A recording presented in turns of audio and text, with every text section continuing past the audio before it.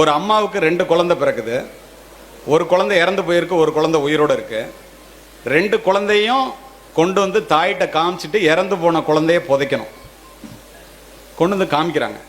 ஒரு குழந்தை கை கால் ஆட்டிகிட்டு இருக்கு தொட்டியில், பக்கத்திலே ஒரு குழந்தை இறந்து போய் படுத்திருக்கு. சமீபத்தில் நடந்த சம்பவம்.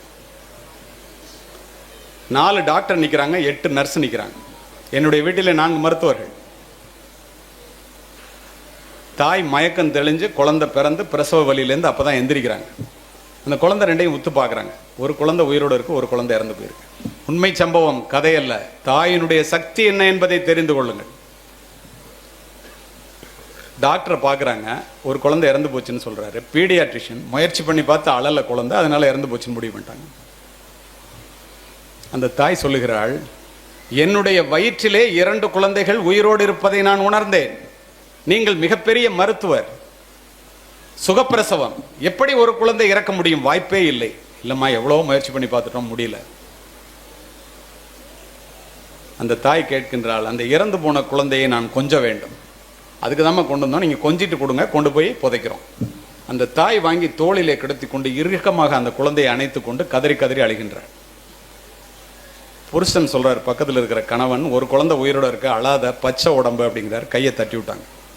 புதைக்கிறதுக்கு குழந்தைய கொடுன்னு டாக்டர் கேட்குறாங்க, நர்ஸு கேட்குறாங்க, கையை தட்டி விட்டாங்க.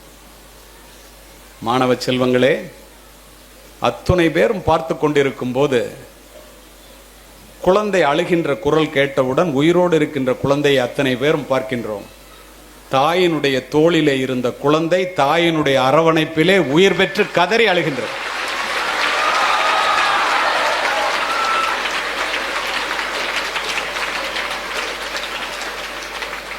மருத்துவம் தாயினுடைய அன்பிற்கு முன்னால் பொய்த்து போனது. தாயிலிருந்து தான் தலைமுறை தொடங்குகிறது. ஒவ்வொரு தாயும் ஒரு வரலாறு. தலைமுறை மாற்றத்தை உருவாக்கக்கூடிய தகுதி படைத்தவள் தாய் மட்டுமே. மாதா வயிறறிய வாழா ஒரு நாளும் என்கிறார் வாரியார். மாதாவை ஒரு நாளும் மறக்க வேண்டாம் என்கிறது உலக நீதி. உன் தாயையும் உன் தந்தையையும் கனம் பண்ணுவாயாக என்கிறது பைபிள். உன் தாயினுடைய காலடியிலே தான் சொர்க்கம் இருக்கிறது என்று சொல்லுபவர் நபிகள் நாயகம். யார் இல்லை என்றால் இந்த உலகத்தில் நீ பிரவேசித்திருக்கவே முடியாதோ, யாரை இழந்து விட்டால் திரும்ப பெற முடியாதோ, அவளுடைய பெயர் தான் தாய் என்று சொல்லுபவர் விவேகானந்தர். என் தாயினுடைய காலடியிலே தான் சொர்க்கம் இருக்கிறது என்று சொல்லுகிறார் நபிகள் நாயகம். ஏன் அவ்வாறு சொல்லுகிறார் தெரியுமா? 10 மாதம் உன்னை சுமந்து புரண்டு படுத்தால் கூட உனக்கு வலிக்குமே என்று உனக்கு வேண்டியதை மட்டும் உண்டு, தனக்கு வேண்டியதை வெறுத்து, நீ பிறப்பதற்கு முன்பே உனக்காக இறைவனிடம் வேண்டிய ஒரு ஜீவன், உன்னதமான ஜீவன் இந்த உலகத்தில் உண்டென்றால் அது உன்னை பெற்றெடுத்த தாயை தவிர யாருமே.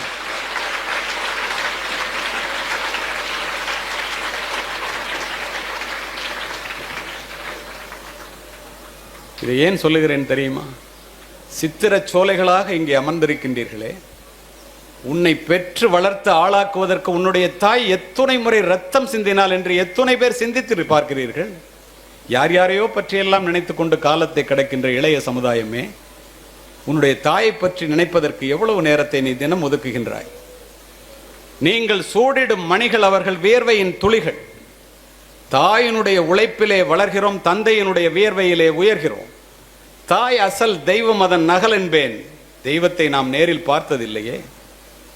தாயை போற்றி வீழ்ந்தவனும் இல்லை, தாயை தூற்றி வாழ்ந்தவனும் இல்லை.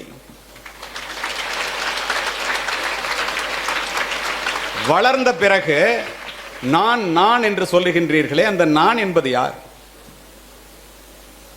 என்ன யாருன்னு தெரியுமா? அம்மாட்ட. நீ யாரு? உன் உடலிலே ஓடுகின்ற ரத்தம், எலும்பு, சதை, உயிர், உடல் அத்துணையும் அந்த பெற்றோர்கள் போட்ட பிச்சை என்பதை கடைசி வரை மறந்து விடாதீர்கள்.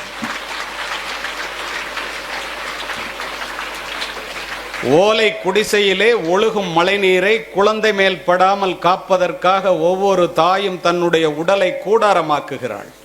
நீங்கள் நனைந்திருப்பீர்கள் மழை நீரால் அல்ல, தாயினுடைய கண்ணீரால். வீட்டிலே சோறு சூடாக இருந்தால் நீங்கள் சாப்பிடுவீர்கள். சோறு நன்றாக இருந்தால் உங்கள் அப்பாக்கள் சாப்பிடுவார்கள். சோறு மிச்சம் இருந்தால் மட்டுமே உன்னை பெற்ற அம்மா சாப்பிடுவார்.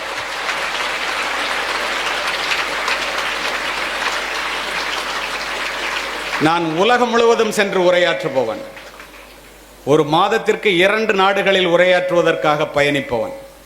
நான் பார்த்தது என்ன தெரியுமா? உலகத்திலேயே தனக்காக சொத்து சேர்க்காத அப்பாவும் தனக்காக சமைக்காத அம்மாவும் இந்தியாவை தவிர எந்த நாட்டிலும் இல்லை.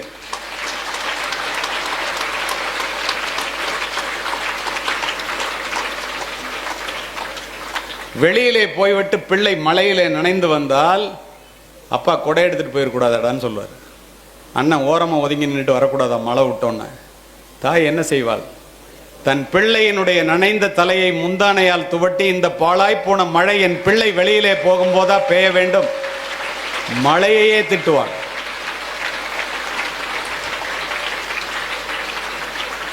பூமிக்கு அடியிலே இருக்கின்ற நீரானது கிணற்றின் மூலம் முகம் காட்டுவதைப் போல, பசுவினுடைய உடலிலே இருக்கின்ற பாலானது மடிக்காம்பிலே சுரப்பதைப் போல, இறைவன் ஒவ்வொரு வீட்டிலும் தனித்தனியாக இருக்க முடியாது என்ற காரணத்தினால் தாயை படைத்தான்.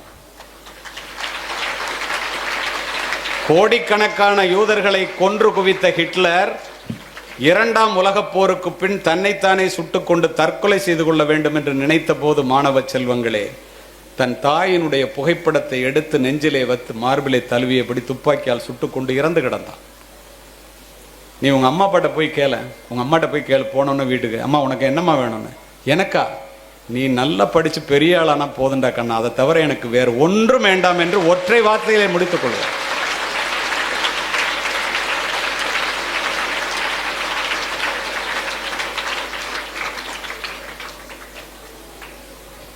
இது வள்ளலார் வளர்ந்த பூமி. பட்டினத்தார் எல்லாவற்றையும் துறந்த துறவி. கோடிக்கணக்கான சொத்தை தூக்கி எறிஞ்சிட்டு துறவு கோலம் பூணும்போது மனைவி வந்து மறிக்கிறாங்க. உனக்கு ஈமக்கிரியை செய்யாமல் நான் சாக மாட்டேம்மா, உனக்கு கண்டிப்பாக நான் உனக்கு ஈமக்கிரியை செய்யாமல் அந்த ஊரை விட்டு போக மாட்டேன், பூம்புகார விட்டுங்கிறார். அப்படியே அந்த வார்த்தையை சொல்லி முடிக்கின்றேன். நிறைய பேர் கண்ணை துடைக்கிறீங்க, நான் பார்க்குறேன், நின்றுட்டு பேசுறதுல எனக்கு தெரியுது. தாயினுடைய பாசம் எல்லாருக்கும் அப்படித்தான். எது நெகிழ்வானதோ அதுவே மகிழ்வானது.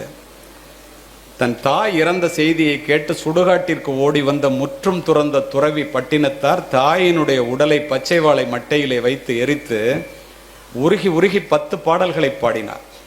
இதை நீங்க கேட்டீங்கன்னா, தன்னுடைய தாயை வயதான காலத்திலே முதியோர் இல்லத்திலே எவனும் சேர்க்க மாட்டான். குறிப்பாக நீங்கள் முதியோர் இல்லங்களை மூடிவிடலாம். ஏன் அப்படி சொல்றேன் தெரியுமா? இறந்து போன தாயை பார்த்து ஒரு துறவி பாடுகின்றார். உங்களுக்கு தமிழ் நன்றாக புரிகிறது.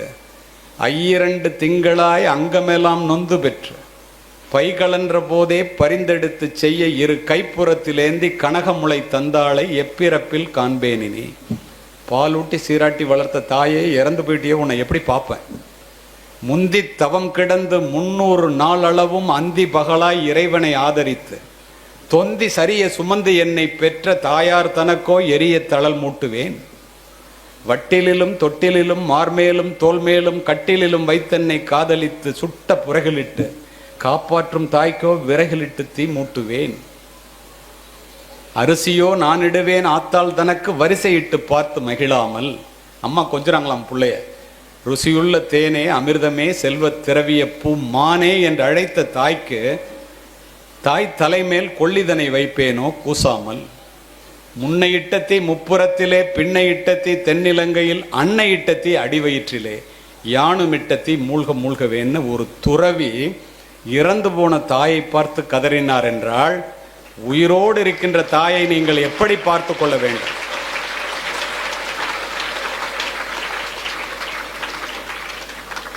அமெரிக்காவில் ஒரு பையன் வேலை பார்க்குறான். அவனுக்கு வீட்டில் பொண்ணு பார்க்குறாங்க. அம்மா அப்பா டீச்சர். தன்னுடைய வாழ்க்கை பூரா அவனுக்காக ஒப்படைச்சாங்க. அவன் அங்கே இன்னொரு பொண்ணை லவ் பண்ணி கல்யாணம் பண்ணுறான். சொல்லி பார்க்குறாங்க, கேட்கல. தாயிட்ட பேசுறது குறையுது, தாயை பார்க்க வர்றது குறையுது. அப்பா அந்த ஏக்கத்திலே 2 பேரும் ஆசிரியர்கள். அந்த ஏக்கத்திலே படுத்துட்டாங்க. ஒரு புள்ள பார்க்கலையேன்னு. அப்பா இறக்க போகிறாரு, வாடா அப்படின்னு சொல்லி கூப்பிட்றாங்க. வரல. அப்பா இறந்து போயிட்டாரு. துறவி தாயை பார்த்து என்ன பாடுபாடினாருன்னு நம்ம சொன்னல. நிஜ வாழ்க்கை எப்படி இருக்கு பாருங்க. ஏன் இவ்வளவு தூரம் சொல்றேன்னு தெரிஞ்சுங்க. இத்தனை மணி நேரம் ஏன் பேசுகிறேன் என்று தெரிந்து கொள்ளுங்கள். ஒரு மாற்றத்தை உருவாக்கியே ஆக வேண்டும் என்ற ஒற்றை சிந்தனையோடு பேசிக் கொண்டிருக்கின்றேன். அமெரிக்காவிலிருந்து வரமாட்டேங்கிறான். அப்பா இறந்து போறாரு. படிக்க வச்ச சித்தப்பா பேசுறாரு, அப்பா இறந்து போயிட்டாரா, கொல்லி வைக்கிறதுக்கு வாடா. துறவிகளே வந்து கொல்லி வைக்கிறாங்க. 4 நாள் பாடியை வைங்க வர்றாங்க. 4 நாள் கழிச்சு வர்றான். அப்பா உயிரோட பார்க்கலன்னு அம்மாவுக்கு கோவம், பேசலை, போய் கொல்லி வைக்கிறான். 4 கோடி ரூபா பொறுமானம் உள்ள வீடு. அங்கேருந்து வந்தோன்னே தாய் பேசாமல் இருக்காங்க. அம்மாட்ட சொல்கிறான், நீ இன்னமும் அங்கே தனியாக இருக்க வேண்டாமா, அப்பா இறந்து போயிட்டார். அந்த பேதை மனம், அந்த தாய் நினைக்கின்றால் நம்மளை அமெரிக்காவுக்கு அழைச்சிட்டு போயிடுறான், பிள்ளைகளெல்லாம் பார்க்கலாம், பேர பிள்ளைய பார்க்கலாம், அமெரிக்காவை பார்க்கலான்னு. இவன் சொல்கிறான், 4 கோடி ரூபாய்க்கு வீட்டை விற்றுட்டேன், அதனால நீ வீட்டில் இருக்க முடியாது, உன்னை முதியோர் இல்லத்தில் விட்டுட்டு போகிறேங்க. அந்த தாய், தந்தை இறந்த வீடு, நான் இதிலே இருந்து செத்து போகிறேன்டா, அப்புறம் வீட்டை எடுத்துக்கிடாங்கிறாங்க. கதறுகிறாள், பதறுகிறாள், அழ அப்படியே கொண்டு போய் முதியோர் இல்லத்தில் சேர்த்துட்டு 18 மணி நேரம் விமானத்தில் பயணிக்கிறான். 4 கோடி ரூபா பணத்தை வாங்கிட்டு. இந்த அம்மாவுடைய காசு 50,000 ரூபா முதியோர் இல்லத்துக்கு கட்டிட்டு போகிறான். கதை இல்லை, நிஜம். 18 மணி நேரம் கழிச்சு போய் அமெரிக்காவில் இறங்குது. ஒய்ஃபுக்கும் பிள்ளைங்களுக்கும் தீனி எல்லாம் வாங்கிட்டு போகிறான். காலையில் சாப்பிட உட்காரும்போது ஸ்வீட் வைங்கிறான். இத்துணைக்கும் காரணம் அவனுடைய மனைவி. இவன் போகணும்னு நினைச்சப்ப கூட தடுத்தது அவனுடைய மனைவி. அதுக்கப்புறம் இவனே மாறிட்டான். உன் தாய் பசித்திருக்க உன் தாரத்திற்கு ஊட்டாதே ஒருபோதும். புரிந்து கொள்ளுங்கள். இவன் போனோன்னா சாப்பிட உட்காரான், ஸ்வீட் வைங்கிறான். துக்கம் நடந்த வீட்டில் ஸ்வீட் வைக்கக்கூடாதுன்னு அப்போ தான் சொல்கிறான் அந்த மனைவி. துக்கம் முடிஞ்சு 1 மாதம் ஆச்சு, கருமாதி முடிஞ்சு போச்சுங்கிறான் அவன். அவள் சொல்கிறா, துக்கம் முடிஞ்சு 24 மணி நேரம் கூட ஆகலை, நீ விமானத்தில் வரும்போதே உங்கள் அம்மா இறந்து போயிட்டாங்க முதியோர் இல்லத்துலங்கிறான். இதுக்காகவா உங்களை படிக்க வைக்கிறாங்க? இதுக்காகவா திங்கிறதுக்கு சோறு கூட இல்லாமல் உங்களெல்லாம் வளர்க்குறாங்க? தயவு செய்து புரிந்து கொள்ளுங்கள். உலகத்திலேயே துயரமான கண்ணீர் தாயினுடைய கண்ணீர். தேடி சோறு நிதந்தின்று பல சின்ன சிறு கதைகள் பேசி மனம்பாடி துன்பமிக உழன்று பிறர் வாட பல செயல்கள் செய்து நரை கூடி கிளப்பருவம் எய்தி கொடும் கூற்றுக்கு இறையென பின் மாயும் பல வேடிக்கை மனிதரைப் போல் நான் வீழ்வேன் என்று நினைத்தாய் ஒம்பம் பாரதி. பிறந்தோம், வளர்ந்தோம், 40 மார்க் வாங்கினோம், பாஸ் பண்ணோம், 10,000 ரூபா சம்பளத்துக்கு வேலைக்கு போனோம், கல்யாணம் பண்ணிக்கிட்டோம், வயசாயிடுச்சு, முடி நரைச்சி போச்சு, தோல் சுருங்கி போச்சு, செத்து போயிட்டோம். மிருகங்கள் கூட இதைத்தான் செய்கின்றன. இதற்கு 6 அறிவு தேவையில்லை. பிறப்பு ஒரு சம்பவமாக இருக்கட்டும், இறப்பு ஒரு சரித்திரமாக இருக்க வேண்டும். இந்த 7th டே ஈடன் பள்ளியானது ஆள்போல் தலைத்த அருகுபோல் வேரூன்றி நலமுடனே முன்னேற ஞானமுடன் மாணவர்கள், மாணவிகள், பெற்றோர்கள், ஆசிரியர்கள், நிர்வாகம் அத்துணை பேரும் சிந்திக்க வேண்டும். மிகப்பெரிய மாற்றம் நிகழ்ந்தே தீரும். இத்துணை மணி நேரம் அமைதி காத்த அத்துணை நல்ல உள்ளங்களுக்கும் வாய்ப்பு கொடுத்த நிர்வாகத்திற்கும் நன்றி, வணக்கம்.